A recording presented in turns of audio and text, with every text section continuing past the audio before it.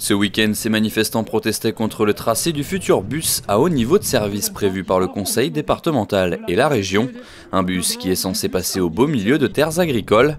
Et c'est justement ce que dénonce le collectif où se côtoient élus et habitants.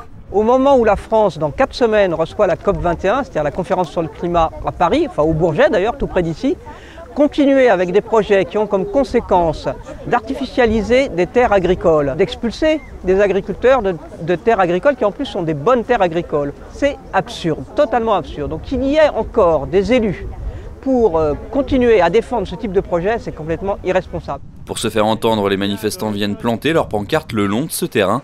Ils souhaitent démontrer qu'un itinéraire alternatif est possible, un projet qu'ils ont déjà proposé au conseil départemental et au syndicat des transports d'Île-de-France. Bien avant l'enquête publique, on avait proposé de faire un tracé qui contourne l'espace agricole en suivant le BIP, qui est une coupure routière déjà existante, de ne pas en faire une nouvelle. Le commissaire enquêteur s'est étonné au moment de l'enquête publique que le projet alternatif n'ait pas été présenté, alors qu'on nous avait dit que le bus était pour faciliter aux habitants du Val d'Oise l'accès à la plateforme de Roissy pour des questions d'emploi.